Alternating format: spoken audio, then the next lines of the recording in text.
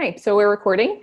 Hey, my name is Emily Brewer, and I'm the Executive Director of the Presbyterian Peace Fellowship. And I'm really excited about this conversation today with Reverend Ben Daniel, who's going to introduce himself a little bit more in just a second. But the Presbyterian Peace Fellowship, several years ago, about 7 years ago or so, started this journey with the denomination to help us think about what we call a peace discernment process. And so to help us think about how our church is called to the role of being peacemakers right now in our time. And Ben's church has been on a journey through that discernment process. And so he's here to talk to us a little bit about it. And we hope that this conversation will be inspiring and maybe even challenging in good ways. And that maybe in your congregation or your context, it might be a good spark for a conversation as well. So Ben, do you want to say a little bit about who you are? Yeah. So again, my name is Ben Daniel, and I'm the pastor of Montclair Presbyterian Church in Oakland, California. I'm also a writer, but for the purposes of this this interview or this discussion, I'm the pastor of one of the denomination's self-declared peace churches, peace congregations. Thanks. Yeah. Great. So I was really excited when I found out that you all were going through this process, and I know it sounds like it was a long and really intentional process for you all.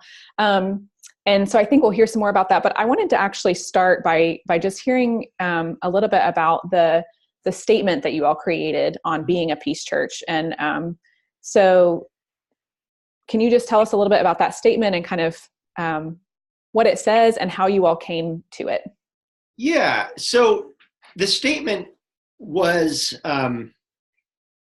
written. So I wrote the original draft, and then we spent 2 years basically revising the draft I wrote.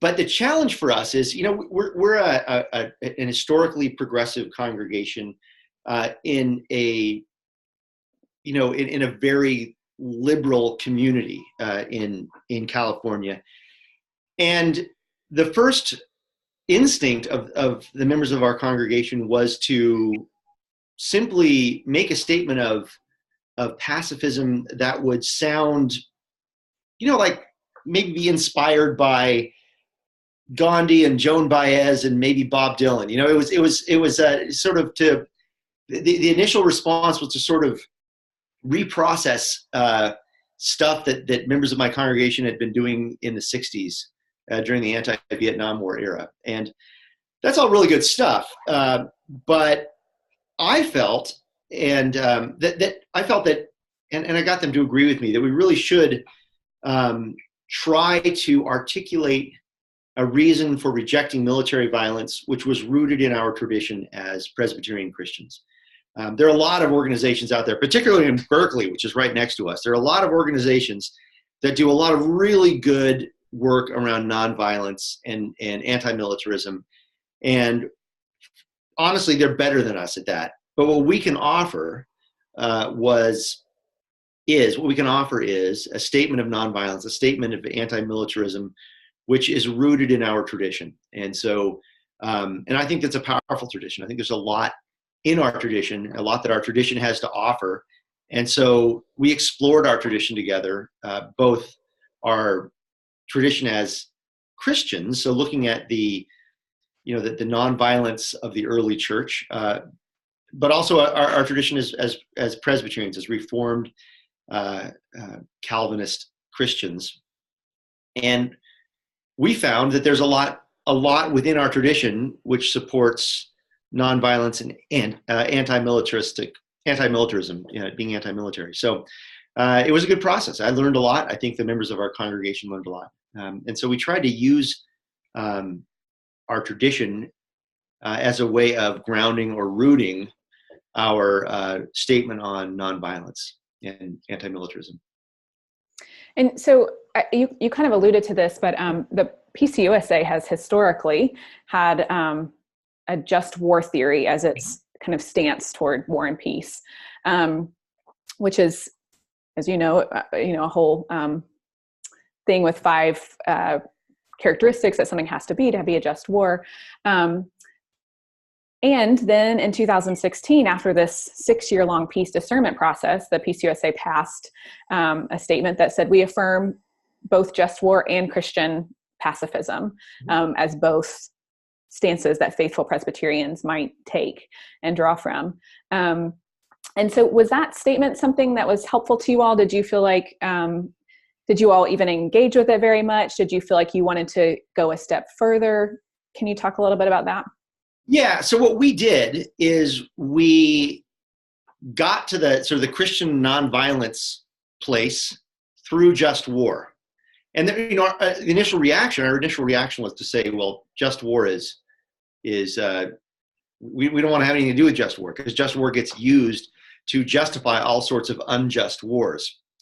I mean, a good example of this is George H.W. Bush's invasion of Panama, which he called Operation Just Cause, which we thought there was an apostrophe, so it's really just because, right? The just war theory gets abused, but when we actually looked at the just war theory and looked at the components of it, and I may not be able to get them all right, but the just war has to have a just cause and a just motivation, and you can't kill civilians, and peace has to be your ultimate aim, and the violence has to be proportional, and all these things. We realized that there's no such thing as a just war. I mean, the beauty of the just war theory from our position is that if you do it right, there is no modern war that can be just. It just doesn't work. And incidentally, that was John Calvin's approach to just war theory. He noted that certainly it's, war is allowed if it's a good war, but if you're going to actually pay attention to what you're doing, you really can't do a just war because you spill innocent blood. That was Calvin's approach, and we took the same thing. We decided that we can use just war theory, but all just war theory does is point us to a place of pacifism, because there's no such thing as a war that ends all war. All war leads to more war. War either leads to more war or to complete annihilation of an enemy, and we didn't feel as if that was a position that was consistent with the gospel. And modern warfare does not spare civilian life. In fact, modern warfare intentionally targets civilians, and that is anathema in any just war system and just war theory. So it sounds like you all did a lot of learning and talking and right reflecting together. Yeah, and there's another issue too with just war. This is not exactly just war, but we asked ourselves, what about Rwanda, or what about the Holocaust? I mean, should we not be fighting wars to prevent crimes against humanity or atrocities somewhere? And that's something that everybody has to wrestle with. We all have to wrestle with that, and none of us wanted to really condemn the fight against Hitler. But one of the things that we had to acknowledge was that if we believe that countries sometimes commit atrocities so bad that it becomes necessary and justified to bomb civilians in that country, or to engage in military action against a country that's engaged in immoral behavior, the truth is that the United States has done more immoral behavior than any other country out there, probably. I mean, if we're not in first place, we're at least in the top 5, right? Whether it's the enslavement of Africans or the genocide of Native people, the Jim Crow laws, the internment of Japanese Americans in the West Coast, the ethnic cleansing of Chinese Americans in the West Coast, which is something that many people don't even know about, but it happened in my hometown on the north coast of California. What we're doing to children along the border in Mexico right now, these are all reasons why a country might decide, well, we need to bomb America to prevent these atrocities. And so we asked ourselves, is there anything that the United States could do that would make us okay with having bombs drop in our neighborhood?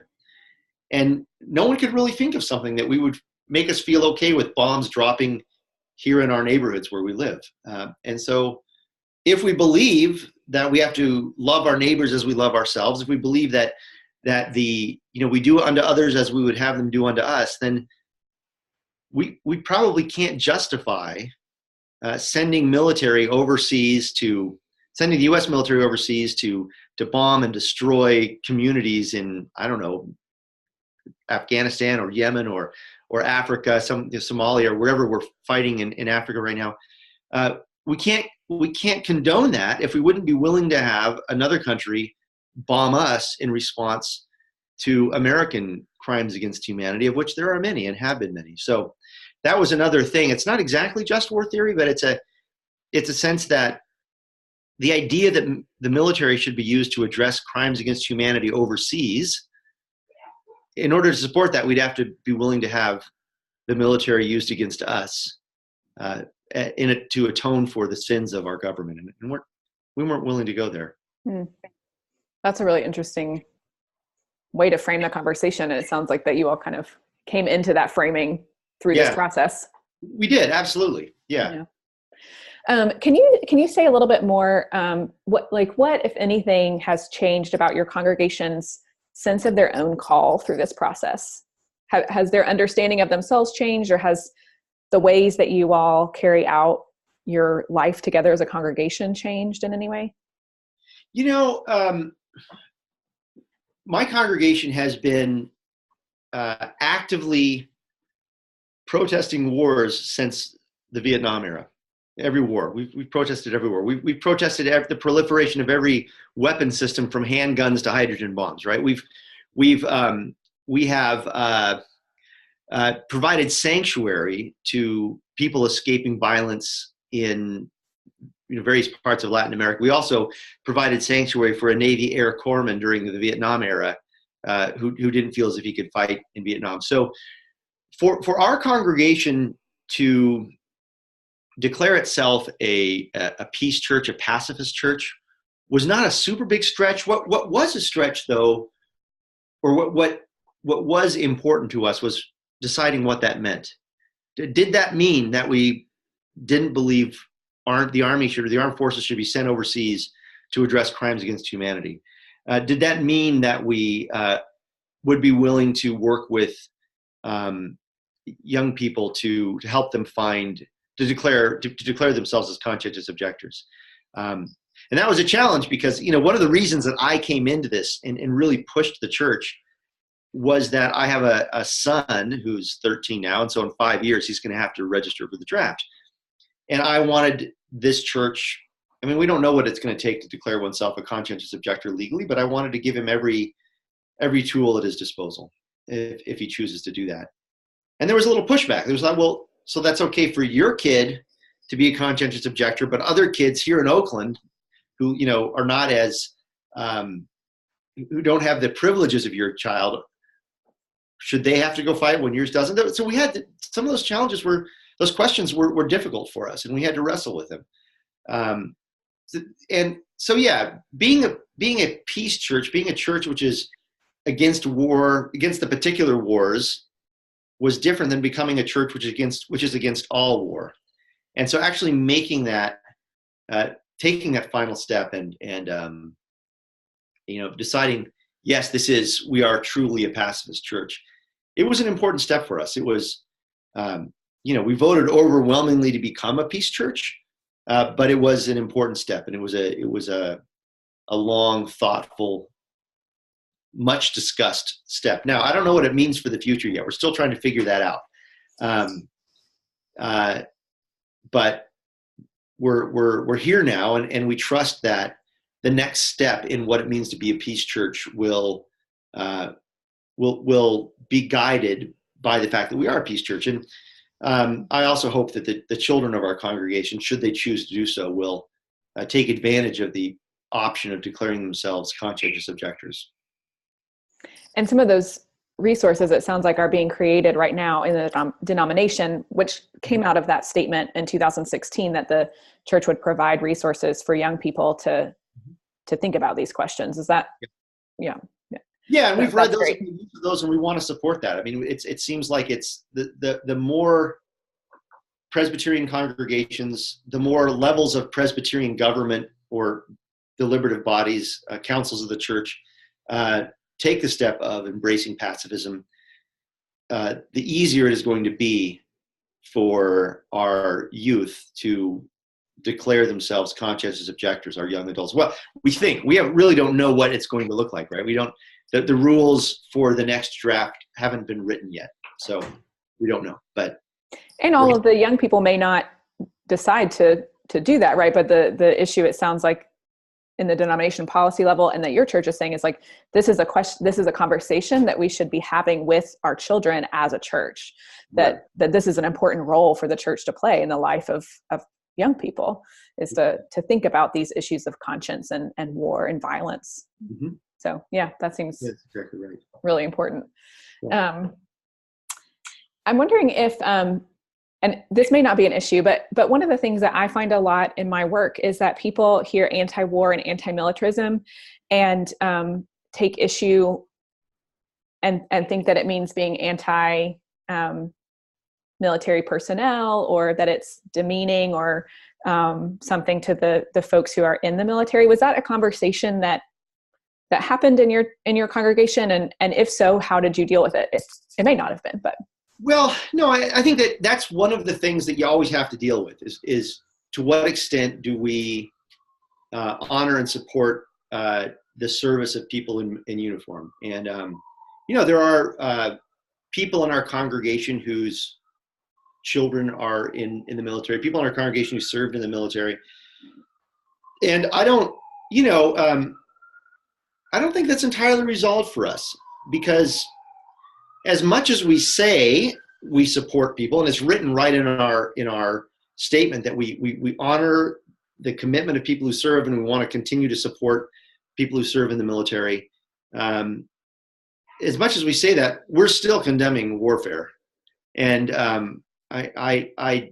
so it's a challenge, and I think that I actually haven't heard from anybody currently in the military or formerly of the military. I haven't gotten any pushback, so apparently we did at least a decent job of not, pissing off the career military or the people whose loved ones are serving. So it is a challenge, though. It's always going to be a challenge. There is, when we declare war to be immoral, we are essentially saying that military service is not the most moral option. We really do believe in my congregation that there are a lot of ways to serve the country, and we feel like in our conversations, we didn't write this in our statement, but we identified a certain fetish that the United States seems to have with military personnel. The idea that we applaud military personnel, thank them for their service, but my sister, who when she was a teacher in the inner city, nobody thanked her for her service of teaching in the inner city. My brother's a paramedic. Nobody ever thanks him for, serving the community in an ambulance. There's a lot of ways to serve the community. There's a lot of ways to serve our country. And we really value and honor service of all kind. And I, personally, and I think the congregation or the people involved in my congregation would agree that we certainly honor and respect the impulse, which is to go and serve the country at the cost of one's life. That's great. We would like to see the opportunity for young people to do that through, firefighting or working in the national parks or something like that. And I would like to honor that as much as we honor the military, because the military is only one way of serving. Yeah. Well, and it sounds like to me that you all, this declaration was both a statement of who you are now and also who you aspire to be. And that in that aspiration, you're able to actually hold some nuance, which I think is really beautiful between, we think that war is immoral, and we support and want to provide pastoral care and other kinds of care to folks who are in the military. And I was also hearing it when you were talking earlier about acknowledging that that there's some nuance and tension between having young people register as conscientious objectors versus folks whose communities are really targeted. And we know that it's typically communities of color and poor communities that are targeted for military service. We're not, that's beyond the question of having to register, but that there are a lot of these kind of things that play into this. And it sounds like you all were having conversations and that allowed you to hold some nuance and tension, and it's complicated. It is very complicated. And I where I grew up in Northern California, I grew up on the North Coast. We call it behind the Redwood Curtain. It's a rural, not very populated part of Northern California. Where I'm from, if you can't get into college, if you don't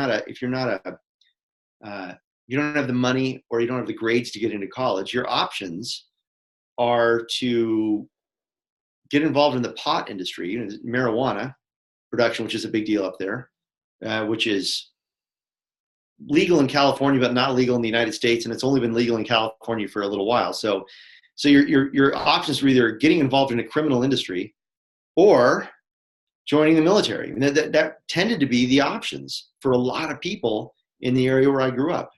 And had I not been able to get into college, I probably would have joined the military too, because I don't want to be pot wasn't my thing. So, that's hard. I get it. I get that it's hard.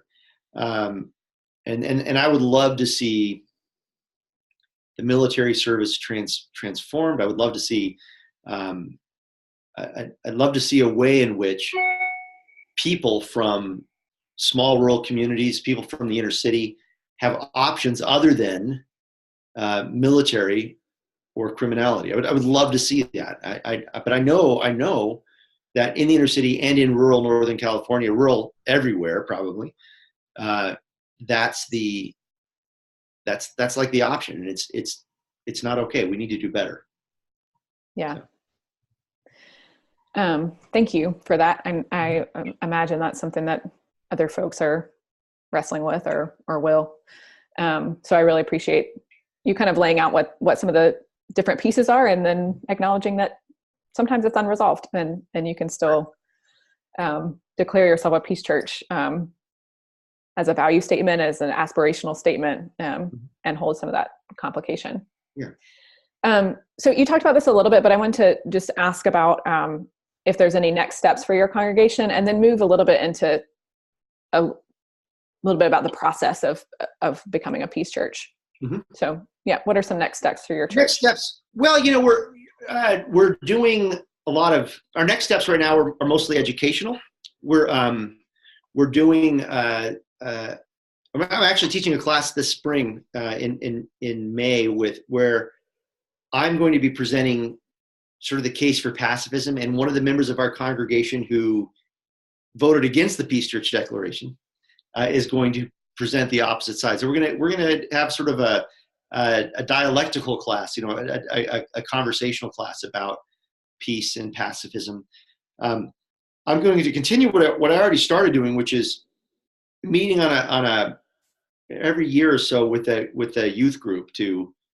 We've got a good youth group here, and having these conversations and inviting the participants in the youth group to write down their ideas about what they believe about war and violence, and I'm keeping that on file for them, so that if that because it may help someday should they decide to declare themselves conscientious objectors. I'm leading a trip to Spain in 2020 that will be to study the era that's called the Convivencia, when Muslims, Jews, and Christians sort of got along. It sort of depends time and place. The goodwill waxed and waned, but there was a great deal of peace, at least relative to other parts of Europe there. Now we're going to go study that, hopefully with some folks from a local mosque and a local synagogue will travel with us. I'm hoping for that.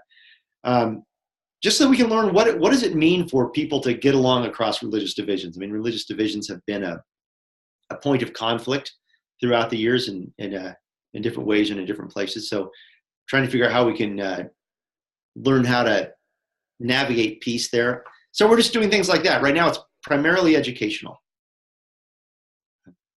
Cool. That's great. And it sounds like there's, you all are creating some resources, and there's resources out there as well. But not even as many as we would hope. Right. So if somebody was interested in beginning this conversation or this process in their own congregation, do you have any like wisdom, insight, advice for pastor or congregant? Yeah. So I actually taught a whole class on this at a week-long experience that, sort of a gathering of progressive Christians a couple years ago. And it seems to me that the best thing that you can do is just start the conversation, start talking. And our own process was, we started talking about, we read the materials from the General Assembly, which came out in 2016, and we wondered what we could do with that. A nearby church, a congregation, First Presbyterian Church of Palo Alto, which is also in the San Francisco Bay Area. I'm friends with some people over there, and they were in the process of becoming a peace church. So we started the conversation, and then the nuts and bolts are that I wrote a peace church declaration and brought it to a group of interested people, and that group of interested people completely took it apart and put it back together. And then we met. Then I rewrote it based on their edits. And we met again and we took it apart and put it back together. And I rewrote it based on those edits and notes. And we just did that over and over and over again for a process of that process was about a year and a half.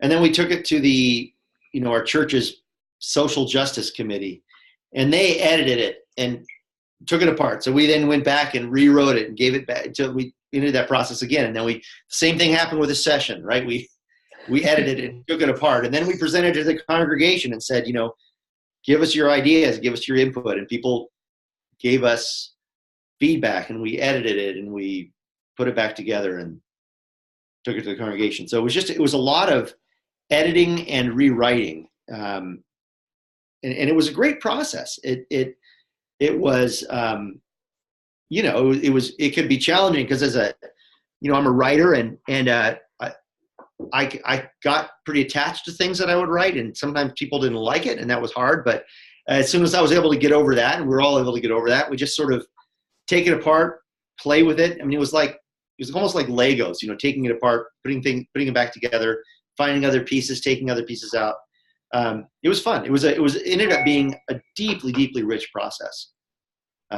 So that I would just say also that the conversation was as important as the final piece. I mean, I think the conversations that we had, that was a product. I mean, I wish I could bottle what happened in the room and present that, give a link to that below this conversation so that you could enter into that conversation, because the conversation itself was so meaningful and so rich and so I don't know, it fed my soul in important ways. And so I would want that for anybody. But the other thing is I would be happy to talk to anybody who's interested in starting the process and give a little coaching, give a little answer questions. Nobody's process should be the same. I think everybody's congregation is a little different. But any kind of help that I can give, I'm happy to give. That's great and really generous. And I think often how these things happen in churches is just kind of sharing ideas and bouncing off of each other. And yeah. Let's see, there was one thing I was thinking of when you were talking that, I think it's gone now. Okay. Just that in that process that the denomination was called the peace discernment process that happened from 2012 to 2016 before the final statement was adopted in 2016 at the General Assembly. My understanding is that a lot of churches went through a process to look at some principles of just war and nonviolence and how are we called in this day and age when war has changed so much.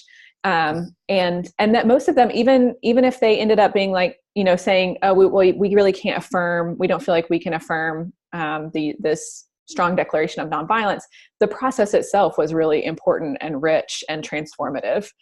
So I think I just want to affirm what you were saying, that it's not just about the final product of declaring yourself a peace church and having a beautiful statement, which is great, but the process itself is really valuable for its own sake.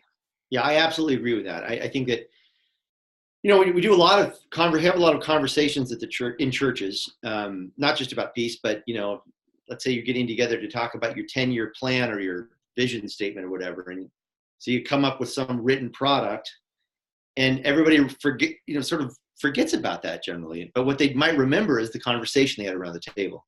And the conversation they might have around a table will inspire another conversation at coffee hour. And that's where the real ministry happens. And I think that's true with Peace Church stuff too. Mm-hmm. So. Yeah, absolutely. I mean, it is the work of the church, right?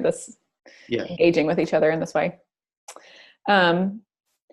So I think, I'll just ask you at this point, if there's anything else that you would like to share about the process, or any reflections about where you all ended up.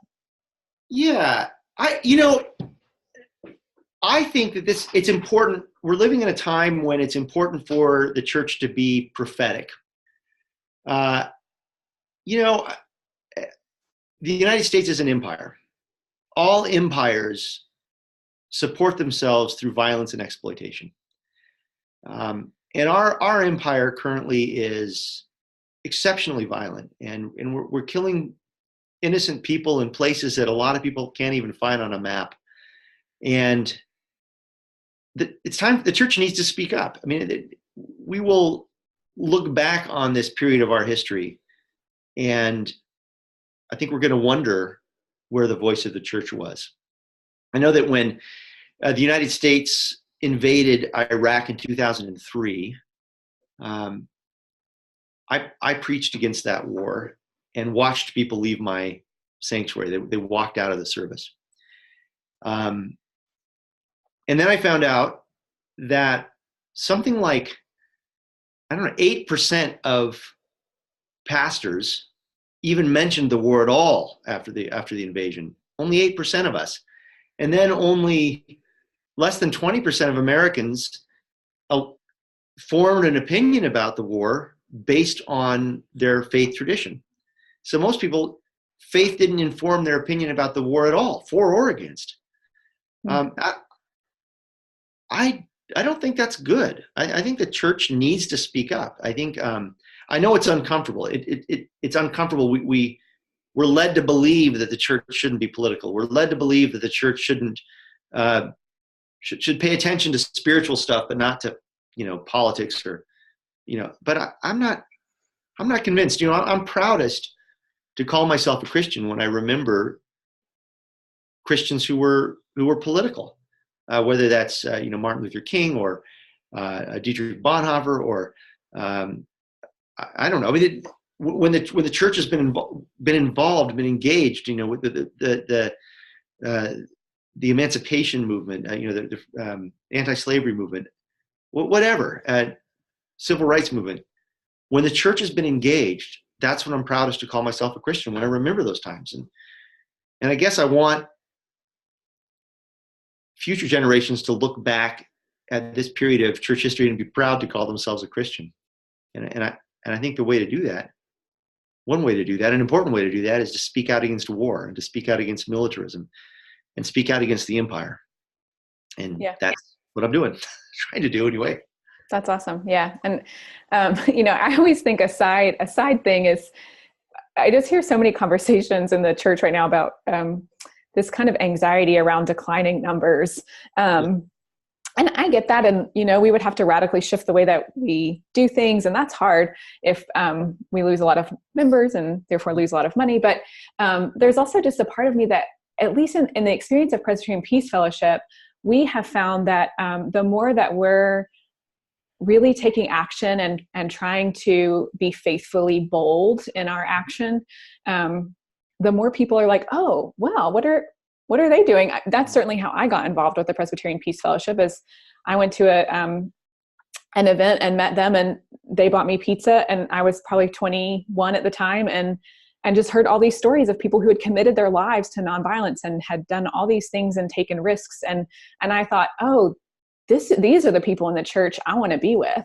Right. And so I wonder if it's not an added bonus that if we really take a stand for something strong, that of course some people like in your congregation will walk out, but I also wonder how many people found your church because they were hungry for a church that was willing to talk about what was going on in the world and certainly what was going on in their own lives. People were losing family members, dealing with trauma of war, and our churches have to address that too. Yeah, absolutely. And I should say in defense of my current congregation, this was the last church. There were people walked out. It wasn't this sure, church. Yeah, I heard that. But I think it's not an uncommon experience for preachers who preach on war and other current issues. Yeah, right. Well, I hear you though. We it's like we got vinyl covering on all of our cushions, right? But we got to take the vinyl off the cushions because no one's going to sit on them anyway. So let's just take them. Let's take it off. Let's live a little. Let's spend down our money. Let's take a risk because right now, very few churches are growing. And we've spent, I've been a pastor for almost 26 years now. And in that time, the church has spent untold millions of dollars on programs and consultants and conferences dedicated to what to do about the church, how to make the church revive itself. And nothing's worked. I mean, the best we can say is that we've died a little less quickly, right? But nothing's worked. Our churches are still shrinking. They're still getting smaller. And yeah, I'd like to see us take some risks because regrettably, we don't have a whole lot to lose right now. We really just need to get out there and with the breath we have left, we need to sing a song of peace. That's beautiful. And I think probably a good place to end. Okay. So thank you, Ben. Thank you. And I think if people are watching this recording and wanting to get connected with Ben or with other resources, I think you can visit the Presbyterian Peace Fellowship website and there's contact information and we can help make that connection happen. And you can just search up Montclair Presbyterian Church in Oakland and find me through the Googles if you want to. That's great. Well, Ben, thanks so much. I really appreciate this time and your wisdom and just what you're contributing to the church and the world and the ways that you are challenging all of us. Okay. Thanks. Thank you, Emily. Bye. Bye.